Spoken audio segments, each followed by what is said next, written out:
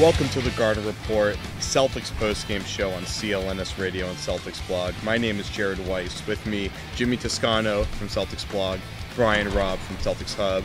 I'm from CLNSradio.com. Celtics lose this one 95-83, but does anybody really care about what happened in the game tonight? Because Rajon Rondo, the streak is done.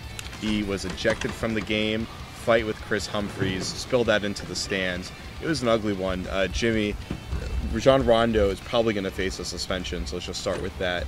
How many games do you think Rondo's going to get suspended? Well, it's looking like he probably will. Anytime players are into the stands, whether they mean to or not, I mean, David Stern is shaking. Somewhere he's still shaking, I think, because all he thinks about is now it's at the Palace. You know, obviously the mayhem that ensued from that, and season-ending suspensions. Obviously, it didn't get any out of hand like that tonight, but I do think there'll be. I mean, I watched a couple of replays, and I couldn't see an actual punch I couldn't see an actual punch, you know what I mean? So I think that's a good thing. Do I think Rondo tried to punch? Maybe, I don't know. But if I had to guess, I would say the league goes 2 games. Yeah, I'm gonna go 3, mostly because again, it wasn't apparent right away that there was punching going on, but right. I think they spent enough time in the crowd that right. You have to think that when the multiple camera angles are reviewed, and there were probably a few more fisticuffs that were originally apparent, and it was the fact that again it wasn't really something. It was a play where it wasn't necessary. It was something that escalated, and right. It wasn't like they were out there for a couple 10, 20 seconds. They were down there for a good couple minutes. So that kind of thing will reflect poorly on the league. And, David Stern, like you said, with the malice of the Palace, he's not going to, come down lightly on anything that involves anything involving the crowd right now. So I'd go for more, looking for 3 games or so. Yeah. It's kind of a rarity here. We actually have quotes from the crew chief for the referees, James Caper, on what prompted the ejection for Rondo. He said that Rondo initiated everything that preceded the foul. And when he and Humphries go into the stands, they are involved in a fight. So the technical term, when they actually are in the stands, is a fight, and that actually is different than just brawling on the court, I guess. So fighting, automatic ejection. So once they spill into the stands during their altercation, automatic ejection right there. And then as far as why Humphries was ejected, he hit Rondo in a dead ball situation. That's one technical there. And then he goes into the fight into the stands. So that's a second technical there. And so the fact that the refs are actually weighing in on this shows that it's a pretty serious deal. Yeah, it's definitely serious. I mean, again, anytime players end up in the stands, I mean, that's something that you really have to take seriously. I thought Humphries got the technical for the foul on KG, but I agree that when he went after, Rondo obviously right. initiated the whole thing. He shoved Humphries, and that escalated. But, Humphries took it to the next level by going back at Rondo and sort of grabbing him, not to use you as Rondo, but he grabbed him by he was kind of grappling around the pulled him into the crowd, and then after that, if you look at the replays, Rondo's jersey was literally over his head completely. So I don't know how much damage Rondo could have really done to Humphries in the stands because he couldn't see. Giving up a few inches there. So yeah, he's giving up a few inches. Pounds, doesn't have the same. Yeah. I don't think he has. Look, he's got big hands, but I don't think he has a bigger reach than Humphries. And with your jersey over your head, I know from getting beat up in high school all the time. Like when your jersey's over your head. Or your shirt's over your head. Underwear, yeah. Or your underwear, you really can't see what's going on. So you wake up and you're hanging from a Rondo does somewhere. have pretty amazing court vision, though, so you probably could still see what was going on. Okay. Yeah, no, it was a situation, again, 2 or 3 games. It's going to be something, but I think the more disappointing fact is even after that, Rondo stepping up, kind of the crowd kind of got roused. That would have been obviously a flat crowd, a flat performance by the C's right. for the first half, for the first 24 minutes. And you're hoping to see a spark with the teams, just something to get them going. People thought it might be that fight, but nothing changed much in the second half at all. Well, when you lose your best player because of that, it's kind of tough to turn her around. Right. An interesting moment after the game. Jason Terry, definitely one of the friendliest guys out there. Yeah. He took some big shots at Kris Humphries, so let's take a look at that. That was unnecessary. Some guys are tough, some guys pretend to be. He's one of those that pretends to be. I played with him. So, maybe that's the role Avery wants him to have, but he could leave that to somebody else. What kind of player was he when you played with him? Soft. Jason Terry, big shot player, and he's taking some big shots at Kris Humphries tonight. Jimmy came up with that one during the break. But, I mean, that... Fight. What do you think of, because earlier today there was a story about Kim Kardashian's lawyer claiming that Humphries was handcuffing her in the legal sense on the divorce there. Chris, what is Kris Humphries' reputation now, B-Roll? I'll start with you. You know what? It was soft before tonight. It's soft during that fight, and it's soft afterwards. I would think Kris Humphries is the last thing Celtics fans should be worried about. Or it's a fun shot in by Terry, but like Doc Rivers said, the Celtics have bigger problems right now, and Humphries is probably number 99 on the list as far as amongst them. Doc's got 99 problems, not Jay-Z. But being hard ain't one, because Doc talked about being soft. If I'm Brooklyn and the league, you got to think we're pretty soft the way we're playing. We're a soft team right now. We have no toughness, and that stuff's not toughness. All that stuff, that's not toughness. By the way, Terry had no idea that Doc was talking about soft before, as you can see from the clip. But Doc called this team soft. Gary Washburn from the Globe said that Doc dropped the S word in the question to him, which is definitely a interesting joke there. But the S word. Yeah, and it's like a swear in the NBA. Exactly. I mean, soft is bad. You're saying that your team is just not putting in the effort. They're not being physical, and the results clearly showed it. I mean, Andre Blatch was just dominant on rebounding tonight. I'm having trouble just saying the fact that Andre Blatch dominated on the glass. It's just my brain won't let me do it, Jimmy. I know. Well, it's crazy what a little actual work can do to somebody. When you put the work in, you put the time in. Oh wow, I'm actually producing. I'm actually being allowed to be in the arena with my team when I actually give it at least 75. This is from Andre Blatch's diary, of course. Right. Yeah. Exactly. Yeah. He wrote it in his diary last night. But which Jimmy has access to, of course. But it's true though. I mean, and Blatch was a player that literally every team passed up on because he was amnestied. He was available for every team. Nobody took the bait. Danny Ainge obviously didn't take the bait because I'm sure he would have loved to come here if the Celtics wanted him. And the Nets took a risk, and it was a low risk because they're not tied to a lot of money, and he's paying off right now. Coming off the bench, he's giving it what he can do, and the results showed tonight for sure. Yeah, again, I will have to echo that, Jimmy. He's in a winning environment now, and he hasn't been in that pretty much since the early part of his career, I would say, in Washington. But those days are long gone, and he was always, the talent has always been there. Right. He's a shooter. He rebounds well, as we saw tonight. And I mean, I hate to say this right now, guys, but I mean, would you rather have Jeff Green or Andre Blatch on your roster right now? That's what would have been an unthinkable question a couple months ago. But now, given what each guy is giving their teams right now on a night in, night out basis, you have to think twice about it, and that's a sobering reality right now if you're a Celtics fan, I would say. I'm still going Green, but that's just based on potential. I know what B-Rob's talking about. Obviously, Blatch has shown a lot more. Just on a pure production. Right. Well, it's anyone on this. I mean, I could bring out a number of. Obviously, I'm comparing those two because of their positions, pretty much. But there is risk involved. Yeah, there was risk involved in both signings for different reasons. Obviously, with Green, it's a lot of money for flashes of brilliance, and Blatch is not a lot of money, but you've seen a lot in the past. But is he going to be a locker room cancer or anything like that? And so far, looks like the Nets made a good decision. And the Celtics, it's too early to tell still. I'm not going to go say it was the wrong decision yet. Assuming that Humphries isn't suspended for the season, right now Blatch isn't really in the role where he could really hurt the team too bad if he's a locker room cancer, just because he's not really. He's basically their 7th or 8th man on the team right now. Right. No. Right. He's had nights. He was 11 for 12 one night this season in Sacramento. So this is his first double-double of the season. The first time he's done as much damage on the glass. Mm-hmm. Obviously against the inferior Celtics squad, but he's shown flashes all seasons of the kind of production he's shown early in his career. So it's, from a talent-wise point, it's a boon for the Brooklyn bench and makes them a serious contender, obviously, for the Atlantic Division and maybe a deep run into the playoffs. Okay, well, we're giving Blatch a lot of credit. Let's at least put some of the blame on the Celtics tonight, because Doc, you saw Doc talking about being soft, and I think that part of the issue wasn't just Blatch beating them out, but just a lot of confusion on defense, and then just the most stagnant offensive play I think that we've seen from the team this year, at home at least. When you expect it when Rondo goes out, but even before Rondo went out, they were there's a lot of kind of back and forth between on the brink of collapse and kind of just in straight collapse, Jimmy. Yeah, there was never a flow for the Celtics. I mean, at the beginning of the game, they came out okay. The first 5 minutes with KG in the game, KG left the game after 5 minutes, and the Celtics were in the lead.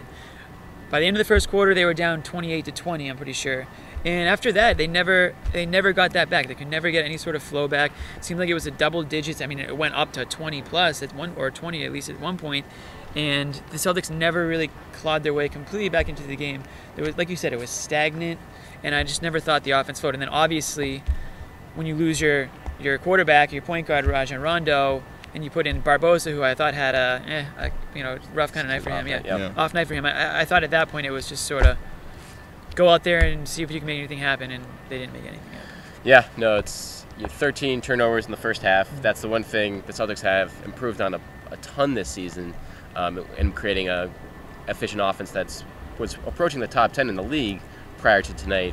So when you take that out of, when you put the turnovers into play, you take away your general in the second half, you spot the other team a 15-point lead, and the mid-range game, this team lives and dies with it. They're not taking. You only have a couple guys that have 3-point range right now, and Pierce and Terry. The guys on the bench like Green and Lee aren't hitting it, or aren't hitting it consistently right now. So when you're not hitting the threes, you're not hitting the mid-range twos, you're not going to get second chances with the offensive boards. We all know that. You're going to run into problems. And let's be honest, the Nets, they came to play tonight. They came to play harder than the Celtics played tonight. And I know some of those Celtics players in the locker room probably don't want to hear it, or maybe they don't believe it, but I think they should believe it, that the Nets came in here tonight and they said, we want this game more than you guys want this game, and we're going to prove it to you, we're going to prove it to ourselves and prove it to everybody else that we can roll with you guys. We're 2-0 against you now, and that's how it's going to be until you guys prove it to you and prove it to the rest of the world that you can beat us. Okay, well, quickly, have they proven that they're the team to beat in the division, B-Rob? No, I mean, it's 15 games right now. We're not going to get ahead of ourselves. They have a 2.5 game lead. They're tied with the Knicks at the top of the division right now. They're a threat. I don't think before the season, the Knicks or even the Sixers, with assuming that Bynum was going to be playing, I saw those two teams as a more serious threat than the Nets in the early going. But again, they've proven themselves. They're a deep team. They're getting their role players off the bench. When Blatch, Reggie Evans, Jerry Stackhouse, those guys all know their roles. Mm-hmm. They're serving them well right now. So they're going to be. They have the depth as a regular season team to take this to the wire. So assuming they dodge some injuries and keep improving on the defensive end, I think it'll be nip and tuck the rest of the way. All right, forget your opinion. We got to go to boxing out. I think they are the team to beat. There we go. Yeah, I agree with Jimmy. I mean, they just went into they just beat the Knicks, just beat the Celtics. But I agree, it's still early. But as of now, I think they're the team to beat. Yeah. But anyways. Yeah. Well, nothing's over yet, but definitely at this point we can agree on that. The boxing out portion of tonight's game is going to feature a lot of stats on the Nets side for a change, because it was clearly just an all-Nets performance tonight. B-Rob, you were talking about the turnovers before. I was. It's, again, like I said, it's something this year. The Celtics have a more offensively minded team this year, which is both a good thing or a bad thing, as we've seen with their issues on the defensive end. But that's something they've taken. They've lowered their turnover number by a full turnover game this year, down to from 15 to 13 a contest. And tonight they had 13 in the first half, and they dug themselves. They were down by 21 at one point in the second quarter. The Nets went on a 37-12 run over a span of the first and second quarter, and when you have no rhythm on offense, chances are you're turning the ball over a lot. So that's my number of the night. Yeah, funny thing is they finished with 17, so they only had 4 in the second half, and Rajon Rondo only had 2 turnovers in this game. Right. So a low number for Rajon Rondo there. Then again, it's only in about 18 minutes. Jimmy, box out time. My stat is 17 to 8. That's the offensive rebounds for the Nets compared to the Celtics. Once again, the Celtics are out-rebounded. I know I probably sound like a broken record because I'm pretty sure I've picked that stat before, but that leads to second chance points. And when you look at the box score further, the Nets had 23 second chance points compared to the Celtics, just 11. And that goes into your stat because, as you're going to say, the Nets shot a worse percentage than the Celtics, however, still outscored the Celtics. So it doesn't all come down to it, but you have to be better on the glass. And the Nets are a physical team. I think they're the most efficient team from the center and power forward position in the NBA, or one of right now, and they showed that again tonight. Down low, they were grabbing offensive rebounds and they were putting them back up, and that was the difference, I thought. For me, 5 for 6. That is the field goal shooting and the 3-point field goal shooting for Jerry Stackhouse tonight. Yeah, that guy, 38-year-old Jerry Stackhouse. I thought it was 37. He just turned 38 on November 5th, so happy belated birthday, Jerry. And congratulations, you had 17 points tonight, all from deep. I mean, and 2 at the line. And I think what's really lost in all this stuff tonight is the fact that Jerry was the guy that really opened things back up when the Celtics were getting close, because the Celtics did get close. They made it a single-digit ball game, and then there's some big threes that pretty much ended the night for them, B-Rob. Yeah, Stackhouse, again, going back, if you watch the Knicks-Nets game on Monday night, he was 4 or 5 from downtown there, and literally all he's doing is standing in the corner, waiting. Teams are cheating off of him. They're doubling up. They're not rotating well because people, both the Knicks and the C's don't have their schemes down well on the defensive end right now, and he's just doing his job. He's become a better three-point shooter over the course of his career in the last couple years. That's kind of his one trick right now. He's not taking the ball out of the hoop anymore, and now he's doing his damage from deep. All right, let's gooseneck this bad boy. Baller of the night time. We're going to go around the table. We're going to say who really just balled out the most tonight. And Jimmy, you're in the middle, so let's start with you. I'm going to go with Joe Johnson, because he used to be called ISO Joe, and he's no longer called ISO Joe. He's on a team now with a point guard like Darren Williams. He's got guys around him. He's got big men down low. He doesn't have to do it all himself. Kind of like when he was with Phoenix. He had Steve Nash, and he wasn't known as ISO Joe at that point. But now, with the Hawks, it was, give me the ball, see what I can do with it. He had the huge contract. Everyone expected a ton out of him. Now he's on the team with a more complete roster, and he's not asked to do it all, so he's doing what he needs to do to help the team win. And so, was he the, lights out Joe Johnson that we've seen before? No, but he's doing what he needs to do to win games, and tonight I thought he did that. Can you drop that assist number on us for Joe Johnson? Yeah. It was an 8? No, it was 6. 6, sorry. You didn't come prepared on that one. 6 assists from Joe Johnson. That's like 15 for Rondo, basically. Right, like I said, no longer ISO Joe. Exactly. Just Ice Joe. Just Ice Joe. Just Ice Joe. Ice in his veins. I'm going to have to go back to Stackhouse. I just think, again, when you're 17 points, no one on the Celtics roster scored that many points tonight, and Stackhouse did it in 22 minutes. So, he's getting up there in age. It shows. I mean, I guess it's more of a reflection of the C's defense rather than him, but not many guys can hit 5 out of 6 on any given night, whether they're wide open looks or not. So you got to give the old man credit where it's due. Yeah, dude. Stack. I mean, he's hitting these shots back in the 90s, and he's still hitting them now. It's crazy. It's surreal. All right, I'm going to try to hold the tears back. I'm just so happy to say this. Andre Blatch is my baller of the night. I never thought I would ever get to say that. He had 17 points, 13 rebounds. I mean, for Andre, it was just a huge game. 7 for 14 shooting. But the numbers I just don't think they do him justice, because you just saw so many plays where he would sneak around guys, get the position on the box out, get a tip up there. He looked exactly like Zach Randolph to me tonight. And Randolph being personally one of my favorite players in the league. It's just Blatch, it was all work for him. For a guy that made a career out of just living off of talent and not really putting in the work. Tonight, I thought for him it was just all the effort, and it wasn't the skill at all. It was just the effort. And going up against KG a lot of the time tonight, one of the most, supposed to be tenacious players in the league, of course. I mean, he is obviously one of the most tenacious players in the league. But for Blatch to really bring it like that tonight was just mind-blowing. Agree. I mean, we talked about it a little bit already. I don't want to toot his horn too long, because he could quit on his team in 2 weeks and we'll all just be hating on the guy. So tonight I'll give him props. He brought a game tonight, not his A game, because we've still seen better from him years ago. But he brought any sort of game, which is a good thing, because last year he didn't want to bring anything. So it's nice to see him with a pulse and trying it at all. So. Yeah. No, I think the one play that stands out to me towards the end of the game. Jeff Green was going. There's about 4 Celtics around the hoop, and Jeff Green jumped too soon for the rebound. Went right over his head. Blatch just jumped right in, put back up. It was that kind of night. And when Doc describes his team as soft, I mean, those are the kind of plays he's talking about when you can't corral a rebound with 4 guys in the paint. All right. Well, this is a soft show for a soft game on a soft night. I thought we brought it. I'm hard. Exactly. I go hard all the time, man. All right, a little bit of a sex joke, a little bit of a butt joke there from Jimmy. This is the Garden Report. My name is Gerald Wallace, Jimmy Toscano, Brian Robb. We'll see you Friday night. Celtics face the Blazers back on the home turf. Garden Report, we'll see you later.